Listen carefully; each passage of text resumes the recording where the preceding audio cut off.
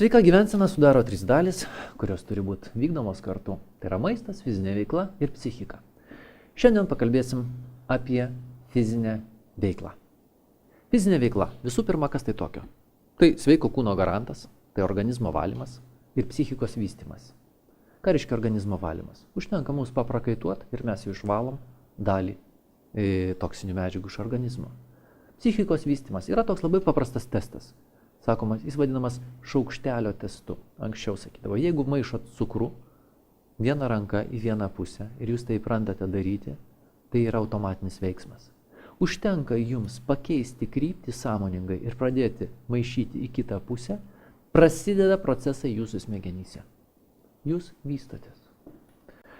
Fizinės veiklos rūšys yra. Pirma, darbas. Iš darbo šiuo metu fizinis yra tik profesionalūs sportininkai. Praktiškai labai nedaug žmonių šiuo metu dirba fizinį darbą. Taip, yra dar statybininkų profesijų, dar keletas, bet pagrindinis darbas tai yra profesionalus sportas. Tada dar viena fizinės veiklos rūšis yra sportas. Bet iš tikrųjų, jeigu tai ne profesionalus sportas, tai jis yra skirtas saviraiškai, žmogiškai saviraiškai ir rezultatų siekimui. Dar vienas – žaidimai. Žaidimai yra skirti emociniam bendravimui, socializavimuisi. Ir gynyba. Gynyba, toks nykstantis arba jau išnykęs vėlgi fizinės veiklos rūšis, tai anksčiau jinai pasireikšdavo to, kad mes streso akivaizdoje arba sutikę su tam tikroms kliūtimis gyvenime ar dar kažką, mes arba kovodavom, arba bėgdavom. Ir egzistuoja dar viena svarbi fizinės veiklos rūšis, kuri ir yra šios dienos paskaitos objektas. Tai yra sąmoningas mankštinimasis. Kas tai tokio? Sąmoningas mankštinimasis. 2,5 tūkstančio metų atgal kaip tik atsirado tokia sąvoka ir jau jinai buvo aprašyta.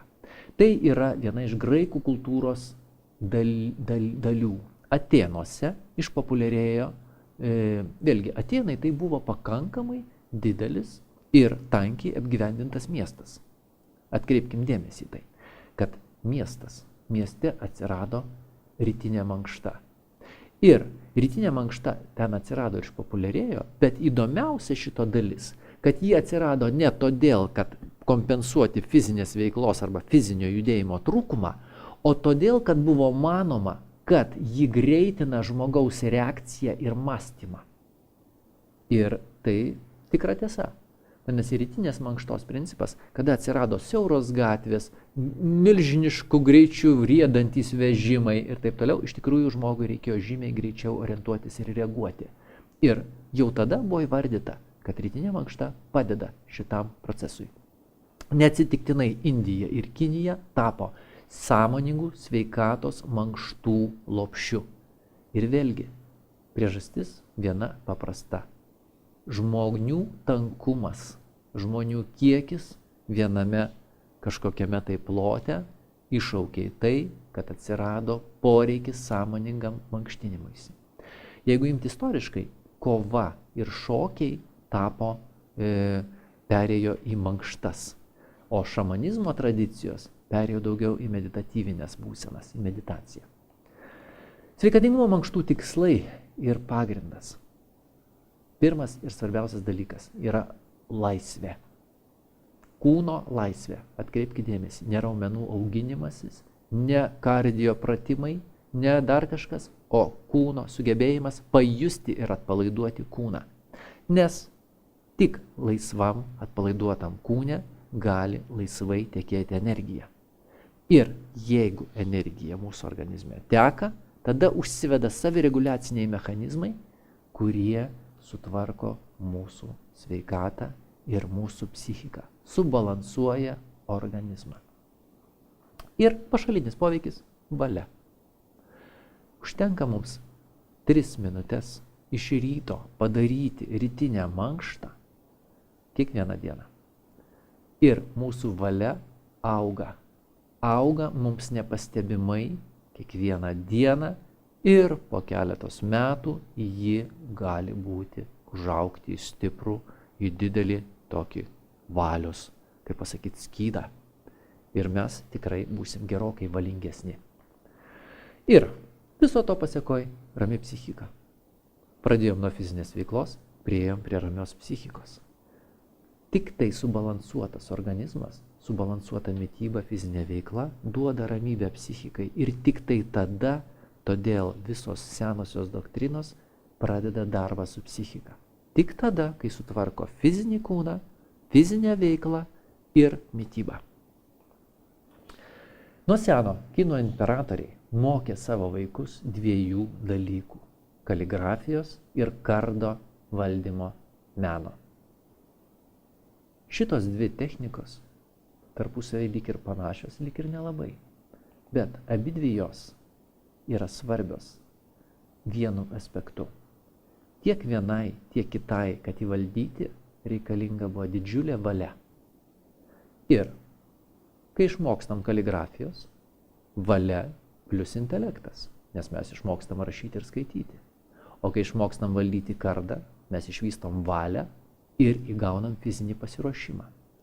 Viena ir kita doktrina reikalauja 1000 kartų pakartojimo. Todėl, kad nepamirškim, kad kaligrafijoje būdavo paišoma šitie hieroglifai, kurių buvo 1000, juos reikėjo ir atsiminti, ir sugebėti nupiešti vienu brūkštelėjimu. Vadinasi, trintukų nebuvo ir tai buvo daroma teptukais. Vadinasi, vienas tikslus brūkštelėjimas, antras, trečias ir mes turim ženklą, kuris kažką reiškia. Kardo valdymo technikoje dar svarbiau, kiekvienas judesys turi būti tikslus ir teisingas, nes kiekvienas neteisingas gali reikšti jūsų mirtį. Kodėl tai buvo daroma? Iš tikrųjų, imperatoriai puikiai suprato, kad didelę tautą gali valdyti tik labai valinga asmenybė. Ir todėl šitos abidvi disciplinos buvo pagrindas. Mankštos. Ką reiškia mankštos, kuriuo aš mokau? Jos yra trumpas ir paprastas. Primenu, ne prakaito varymas, kūno laisvė. Jos yra sisteminės, jos apima visą organizmo sistemas. Efektyvios, nes sunaudoja mažai laiko ir paruošiam visą kūną. Saugios, nes tikrai neįmanoma ką nors pasitempti arba traumuotis. Tai ne tai, kai sporte. Ir laiko patikrintos. Daugelis mankštos elementų skaičiuoja daugiau negu 1000 metų. Ir reikia nepamiršti, kad mankštintis tikrai niekada nevėlu. Nes daugumas iš mūsų, kada tai paskaičiuojam, bet visada bent jau paskaitose, kai žmonės pas mane sėdi, nesvarbu kokio amžiaus, 98% žmonių dar gyvens apie 30 metų. Greičiausiai ir dabar manęs klausančių tikrai turit tokį rezervą. Tai yra didelis laiko tarpas, per kurį galima labai daug ką nuveikti. Vienas, aišku, svarbus dalykas. Kuo anksčiau mes kažką pradedam daryti, tuo yra mažesnės mūsų energetinės sąnaudos, tuo mes lengviau kažką pasiekiame. O kartais gyvenimas prasideda ir visiškai mums netikėtai. Amžius neturi jokių ribų. Yra tikrai įdomių istorijų, kada žmonės pasikeitė jau amžiuje, kada galvodavo, kad gyvenimas pasibaigė. Papasakosiu jums istoriją, kuri nutiko su mano pažįstama. Moteris, kuri šiuo metu dirba 2 darbuose, kuri bėgioja kiekvieną rytą, nubėga po 3-4 kilometrus, pasportuoja, grįžta namo, yra pilnai socializuota, dalyvauja socialiniam gyvenime, eina į teatrus, į kinus, domisi viskuo, kas vyksta. Ir jai šiuo metu yra 75 metai. Bet istorijos esmė yra ta, kad žmogus, kai buvo 60, ji negalėjo nueiti daugiau kaip 100 metrų, ji buvo invalidė, ji nebegalėjo dirbti ir apskritai gyvenimas jai buvo nebemielas ir nebeįdomus. Taip, kad anksčiau buvo manoma, kad organizmas jau nuo 35 bent, jis eina tik tai vis žemyn ir žemyn.